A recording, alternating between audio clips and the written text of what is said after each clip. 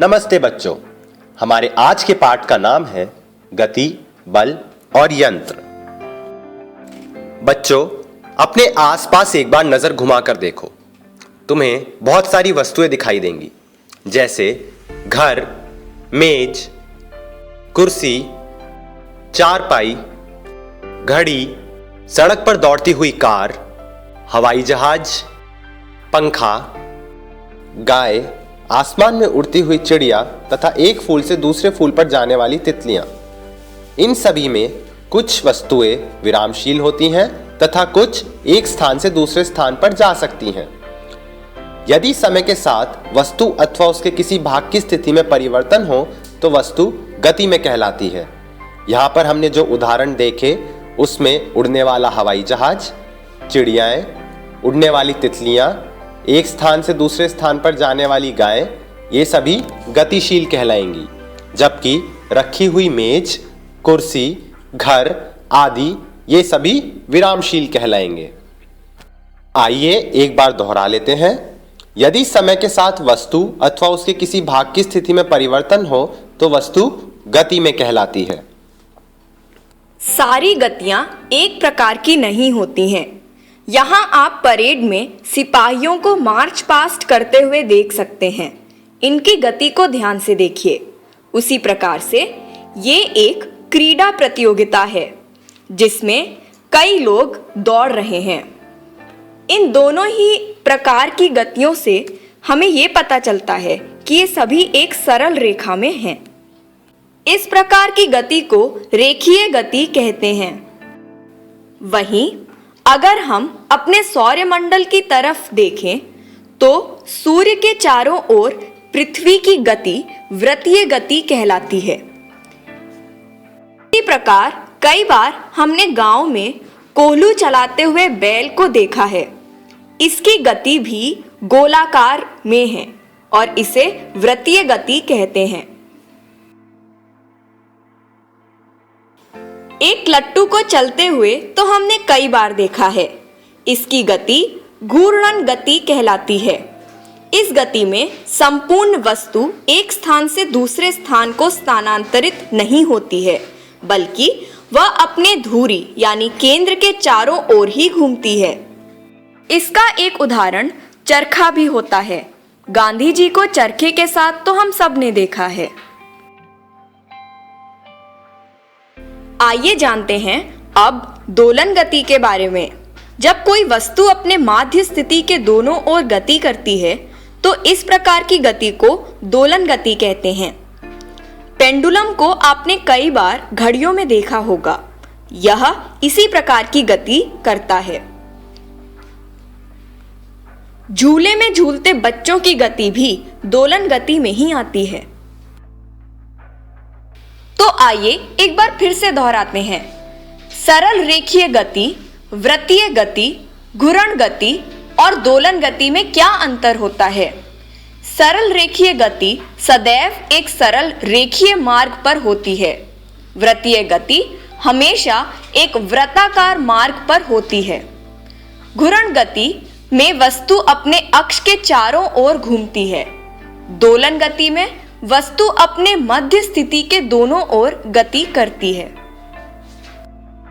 तो बच्चों, हम यह तो जान ही चुके हैं कि वस्तु में गति कब होती है, लेकिन यदि हम यह जानने का प्रयास करें कि कोई वस्तु कितनी तेज गति से जा रही है तो हम ये कैसे बता सकते हैं? यहाँ पर आप देख सकते हैं कि आपको 3 बिंदु दिए गए हैं, A, B और C। यदि मैं एक निश्चित समय में A से B तक जाऊं और उसी समय में कोई दूसरा व्यक्ति A से C तक जाए तो किसने ज्यादा दूरी तय की? जी हां, बराबर समय में A से C तक जाने वाले व्यक्ति ने ज्यादा दूरी तय की।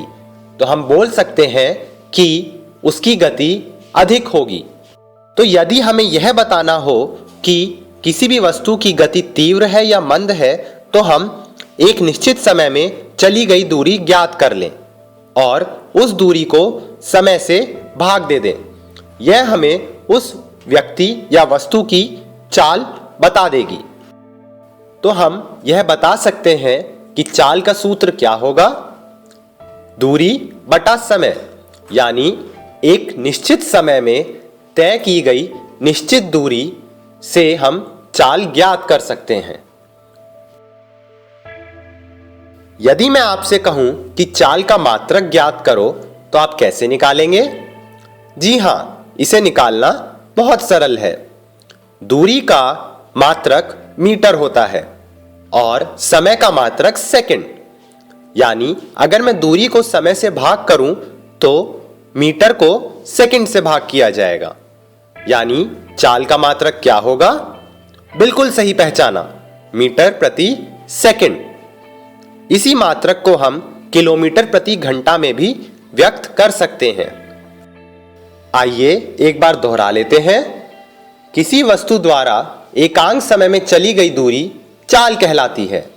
तो चाल का सूत्र क्या हो गया? दूरी बटा समय और उसका मानक मात्रक मीटर प्रति सेकंड। आइए अब जानते हैं बल क्या होता है। किसी भारी बक्से को अपने स्थान से हटाने के लिए हम क्या करते हैं? या तो उसे खींचते हैं या फिर उसे ढकेलते हैं। ये सब करने के लिए आपको बल का प्रयोग करना होता है, जिससे कि उसे एक डायरेक्शन यानी दिशा मिलती है और उसकी गति भी बदलती है। बल वह धक्का या खिंचाव है जो एक वस्तु दूसरे पर आरोपित करती है। आइए देखते हैं कि हम दैनिक जीवन में बल के प्रभाव कहां-कहां देख सकते हैं। आप जब भी फुटबॉल खेलते हैं तब गोलाकार गेंद पर आप अपने आप से बल लगाते हैं, जिससे कि उसे गति मिलती है और वो गोल की तरफ जाती है। अब गोलकीपर क्या करता है? गोलकीपर आती हुई फुटबॉल पर लपकता है और गोल में जाने से उसे रोकने के लिए बल लगाता है। बल लगाने से गति करती हुई गेंद रुक जाती है और बल लगाकर गति करती हुई वस्तु की चाल कम हो जाती है। क्रिकेट में तो हम सभी को बड़ी दिलचस्पी है, लेकिन क्रिकेट में भी बल का प्रभाव देखने को मिलता है।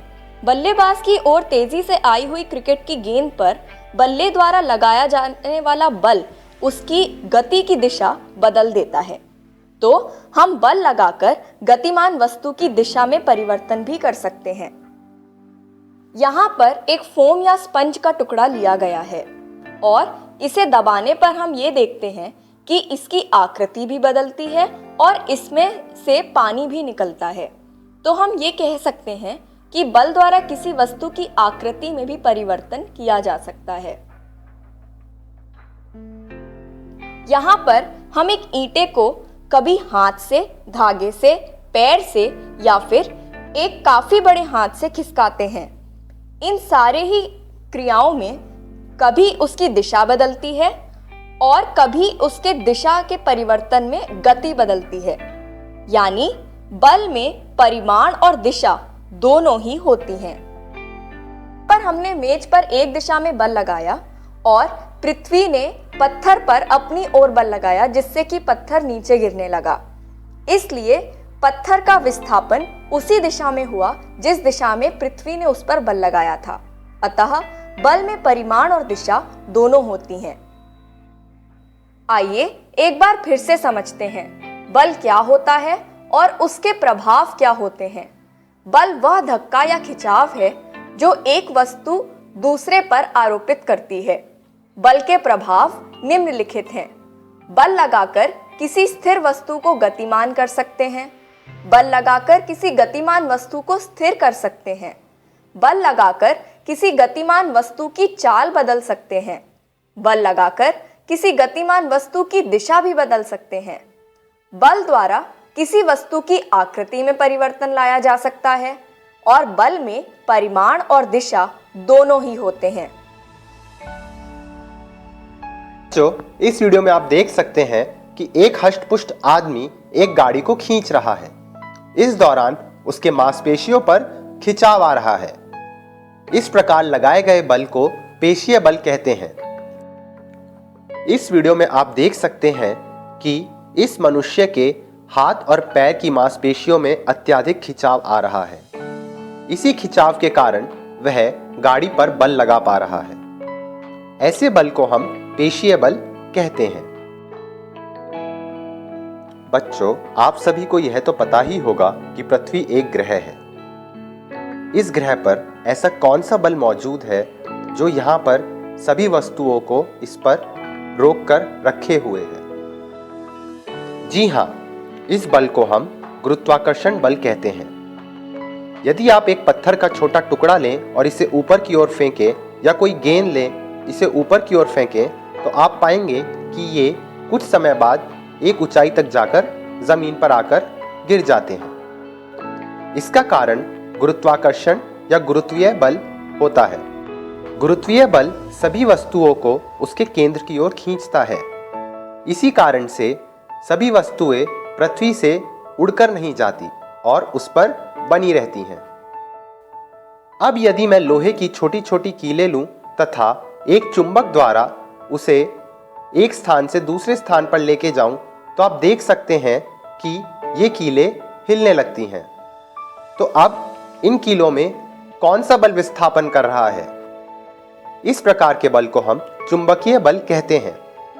किसी चुंबक द्वारा किसी अन्य चुंबक पर तथा किसी चुंबकीय पदार्थ पर लगाया गया बल चुंबकीय बल कहलाता है। आइए अब जानते हैं विद्युतीय बल के बारे में। आप कागज के छोटे छोटे टुकड़े लीजिए तथा किसी प्लास्टिक के पैमाने को सूखे बाल अथवा कागज से रगड़कर टुकड़े के पास लेके जाइए, तो आप देखेंगे कि कागज के टुकड़े प्लास्टिक के पैमाने की ओर आकर्षित होने लगते हैं। यह आकर्षण विद्युतीय बल के कारण आता है। पैमाने के अंदर एक विद्युतीय बल बन जाता है जो सभी कागजों को अपनी ओर आकर्षित करने लगता है। बच्चों, इस वीडियो में आप देख सकते हैं कि किस प्रकार एक जीव एक ढलान पर फिसलता जा रहा है। ऐसा क्यों हो रहा है? ऐसा इसलिए हो रहा है क्योंकि उसके पैर और जमीन के बीच में पर्याप्त मात्रा में घर्षण बल मौजूद नहीं है। घर्षण बल एक ऐसा बल होता है जो वस्तु की गति के विपरीत दिशा में लगता है। घर्षण बल लगने के लिए दो वस्तुओं की सतह के बीच में संपर्क होना आवश्यक है। इस वीडियो में आप देख सकते हैं कि एक गेंद एक चिकनी सतह पर जा रही है और दूसरी गेंद एक खुरदुरी सतह पर। खुरदुरी सतह पर घर्षण बल अधिक लग रहा है, जिस कारण गेंद उस पर धीमी गति से जा रही है। तो हम यह कह सकते हैं कि चिकनी सतह पर घर्षण बल कम होगा और इस कारण उस पर गति भी अधिक होगी। वहीं जब आप साइकिल चलाते हैं तो आप ब्रेक्स का भी प्रयोग करते हैं। ब्रेक लगाने पर आपके ब्रेक और साइकिल के टायर के बीच में भी घर्षण बल पैदा होता है। इसी कारण वह टायर की गति को धीमा करता है और साइकिल रुक जाती है। आइए एक बार दोहरा लेते हैं कि हमने कितने प्रकार के बल पढ़े हैं। हमने 5 प्रकार के बल पढ़े हैं। पेशीय बल, जिसमें हमारी मांसपेशियों द्वारा बल लगाया जाता है। गुरुत्वीय बल, जिसमें पृथ्वी अपने केंद्र की ओर सभी वस्तुओं को खींचती है। चुंबकीय बल, जिसमें चुंबक अपनी ओर किसी और चुंबक तथा चुंबकीय पदार्थों को आकर्षित या प्रतिकर्षित करती है। विद्युतीय बल, वस्तुओं में पैदा हुए आवेश के कारण जो बल पैदा होता है उसे विद्युतीय बल कहते हैं। तथा घर्षण बल, दो सतह के संपर्क तलों के बीच सापेक्ष गति का विरोध करने वाला बल घर्षण बल कहलाता है। जब भी आप चलती हुई साइकिल को रोकने के लिए ब्रेक लगाते हैं, तो ब्रेक पैड और पहिए के बीच का घर्षण बल ही साइकिल को रोक पाने में मददगार होता है। कभी आपने सोचा है कि जब आपके घर के जमीन पर पानी पड़ा हो या फिर पोछा लगा हो तो आप क्यों फिसलकर गिर जाते हैं? यह इस कारण होता है क्योंकि पानी आपके जूते और फर्श के बीच के घर्षण को बहुत कम कर देता है। इसलिए घर्षण कम होने के कारण आप फिसल जाते हैं। आपने गौर किया होगा कि गाड़ियों और कारों के टायर हमेशा खुरदुरे होते हैं। क्या इसका लेना देना भी कुछ घर्षण से है? जी हाँ, ये खुरदुरे टायर भी गाड़ियों और जमीन के बीच का घर्षण बढ़ाने में मददगार होते हैं। कई बार हमने सुना है कि बारिश के मौसम में कई गाड़ियां फिसलती हैं, जिससे कई दुर्घटनाएं भी होती हैं। क्या होता है इस जगह? यहाँ पर गाड़ियों के पहिए और रोड के बीच फ्रिक्शन यानी घर्षण काफी कम होता है। वो इसलिए होता है क्योंकि बीच में पानी आ जाता है, इसलिए फ्रिक्शन या घर्षण कम होने के कारण ये फिसल जाती हैं। परंतु अगर एक गाड़ी के पास अच्छे टायर हों तो काफी हद तक इस फिसलने को रोका जा सकता है और घर्षण बढ़ा सकते हैं। इसलिए एक अच्छा टायर बनाने के लिए काफी मेहनत की जाती है और जिस प्रकार का डिजाइन आप टायरों पर देखते हैं वो घर्षण को बढ़ाने के लिए रखा जाता है। आप ऐसी ही कुछ आकृति अपने जूतों के नीचे भी देख सकते हैं। ये जूते भी आपको बारिश के समय फिसलने से रोकते हैं। जब आपके जूते घिस जाते हैं तब ये विशेष आकृतियां भी गायब हो जाती हैं और आपके फिसल कर नीचे गिरने का डर बढ़ जाता है। घर्षण यानी फ्रिक्शन की एक और हानि है। गर्मी के दिनों में तेज हवा के कारण पेड़ों की सूखी डालियों अथवा पत्तियों के बीच घर्षण बल के कारण जंगलों में आग लग जाती है और इससे काफी ज्यादा नुकसान होता है। आइए एक बार फिर से दोहराते हैं। घर्षण बल के लाभ और हानि बताइए। घर्षण बल से लाभ है, ये हमें फिसलने से बचाता है। इसके कारण हम चल, दौड़, उठ और बैठ पाते हैं। इसके द्वारा ही हम कागज पर पेंसिल से लिख पाते हैं। साइकिल, कार आदि में ब्रेक भी घर्षण के द्वारा ही काम करते हैं। दांतेदार आरी से लकड़ी काटना भी घर्षण के द्वारा ही होता है। इसके द्वारा हानियां हैं कि घर्षण बल के कारण ही टायर और जूते खराब हो जाते हैं। सूखे पत्ते जब गर्म हवा के संपर्क में आते हैं तो कभी कभी घर्षण द्वारा उनमें आग भी लग जाती है। बच्चों, आप सभी लोग सी सॉ झूले पर तो झूले ही होंगे। आप लोगों ने कुएं में से महिलाओं को पानी निकालते हुए भी देखा होगा। वहां पर वे एक घिरनी का प्रयोग करके पानी को कितनी आसानी से निकाल लेती हैं। उसी के स्थान पर यदि मैं एक रस्सी लूं और उसे सीधा कुएं में डाल दूं और पानी निकालने का प्रयत्न करूं तो वह बहुत मुश्किल होता है। वहीं घिरनी का प्रयोग करने पर मेरे लिए वह कार्य सरल हो जाता है। तो मैं कह सकता हूं कि घिरनी ने मेरे कार्य करने को सरल कर दिया। इस प्रकार के साधन जो कार्य को सरलता, सुविधा और तेजी से करने में सहायक होते हैं, सरल मशीन कहलाते हैं। इसके अलावा बहुत सारी प्रकार की सरल मशीनें पाई जाती हैं। उदाहरण के तौर पर आपने झूला झूलने वाली फिसल पट्टी को तो देखा ही होगा। वह भी एक सरल मशीन का प्रकार है।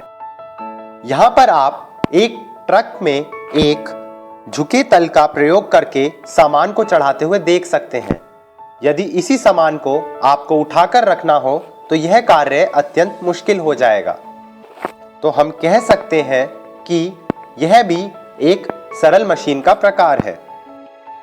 वहीं पर यदि मैं एक चलती हुई साइकिल को देखूं तो मैं यह देख सकता हूं कि यह पैदल चलने वाले मनुष्य से अधिक तेजी से जाती है। इसका कारण इसके पहिए और धुरी होते हैं। और आप सभी लोगों ने ट्रक को चलते हुए तो देखा ही होगा, उसमें भी पहिए और धुरी मौजूद होते हैं। इसी कारण से ट्रक तेज गति से जा पाता है। तो हम कह सकते हैं कि पहिया और धुरी भी अपने आप में एक सरल मशीन है, क्योंकि वह हमारे कार्य को तेज कर रही हैं। यहाँ पर आप देख सकते हैं कि किस प्रकार एक आदमी एक छड़ का प्रयोग करके एक बड़े से पत्थर को उठाने का प्रयत्न कर रहा है। इस प्रकार की सरल मशीन को हम उत्तोलक कहते हैं। इसे अंग्रेजी में लीवर भी बोला जाता है। क्या आप यह छोटा सा पेंच या स्क्रू देख सकते हैं? जी हाँ, यह भी अपने आप में एक सरल मशीन है। क्या तुम मुझे एक पेंच और एक कील में अंतर बता सकते हो? हाँ, एक कील बहुत आसानी से निकाली जा सकती है, वहीं एक पेच को निकालने में अत्यंत परेशानी होगी। तो पेच के उपयोग हम कहाँ पे ला सकते हैं? जी हाँ, पेच को हम कपड़े टांगने के लिए भी इस्तेमाल कर सकते हैं। और इसका एक बहुत ही बेहतरीन उदाहरण है स्क्रू जैक। यहाँ पर एक स्क्रू और एक छड़ का प्रयोग करके हम एक भारी से भारी कार को भी उठा पाते हैं। स्क्रू जैक का प्रयोग हम गाड़ी के टायरों में पंक्चर हो जाने पर कर सकते हैं, जिससे टायर आसानी से बदले भी जा सकते हैं।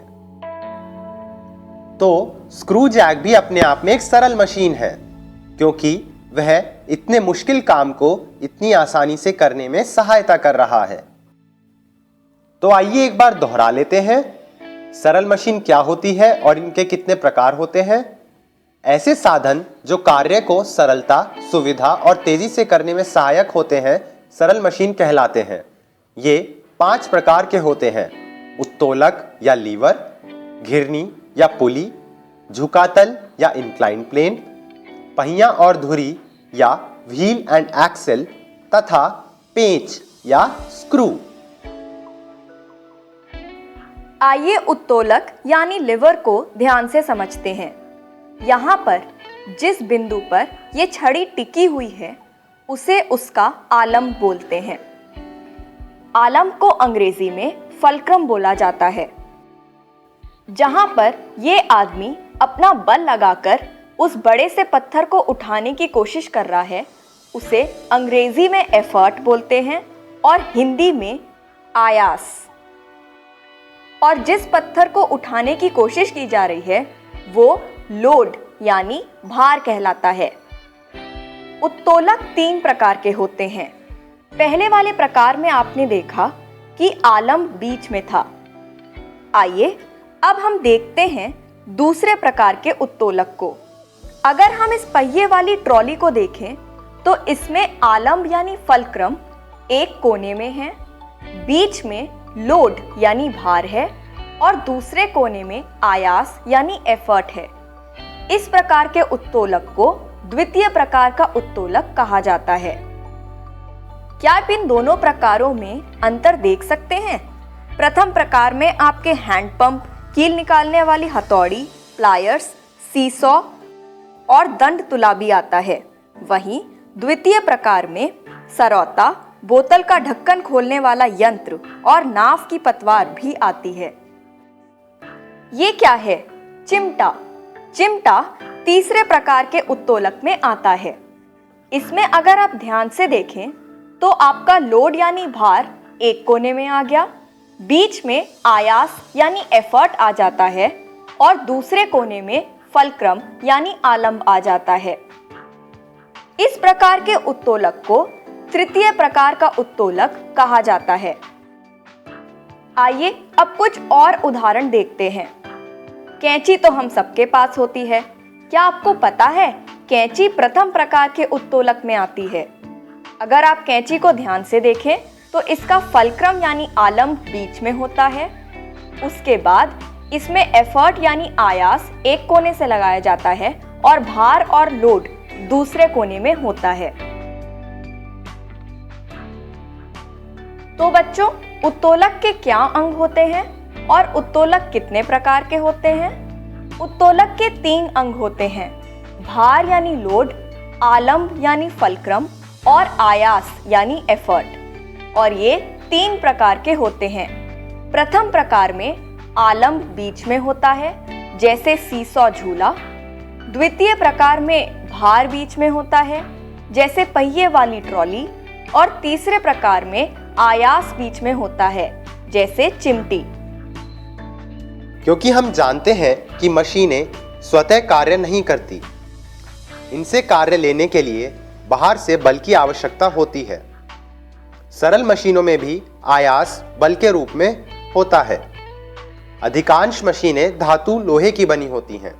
घर्षण के कारण मशीनों के पुर्जे घिसने लगते हैं और इन्हें घिसने से बचाने के लिए हमें समय समय पर ग्रीस अथवा तेल का इस्तेमाल करना चाहिए। जैसे साइकिल की पहियों की धुरी पर ग्रीस लगाने से घर्षण कम हो जाता है और घिरनी की धुरी में स्नेहक तेल लगाने से भी घर्षण कम हो जाता है और चाल बढ़ जाती है। वहीं साइकिल की चेन में भी हमें जंग लगने से बचाने के लिए समय समय पर ग्रीस लगाते रहना चाहिए। इससे चेन की आयु भी लंबी हो जाती है। आप सभी ने साइकिल के पैडल में मौजूद बॉल बियरिंग्स को तो देखा ही होगा। इन बॉल बियरिंग्स के बीच में घर्षण को कम करने के लिए भी ग्रीस लगाना चाहिए। वहीं लोहे की जितनी भी वस्तुएं बनी होती हैं उन्हें जंग से बचाने के लिए रेगमाल से रगड़कर सफाई करनी चाहिए और बाहरी भागों पर पेंट कर देना चाहिए। बच्चों, मशीनों की देखरेख क्यों आवश्यक है? मशीनें हमारे लिए बहुत आवश्यक होती हैं। यदि हम उनकी देखरेख ना करें तो उनके पुर्जे खराब हो जाते हैं। बहुत मशीनें लोहे से बनी होती हैं जिनमें जंग लग सकता है। यदि हमारे साइकिल या कार में भी कोई खराबी हो जाए और वह ठीक नहीं हो तो यह हमारी जान के लिए भी घातक हो सकता है। इसलिए मशीनों की देखरेख करना अत्यंत आवश्यक है। तो अभी के लिए बस इतना ही। और भी रोचक जानकारियों के साथ हम फिर मिलेंगे। धन्यवाद।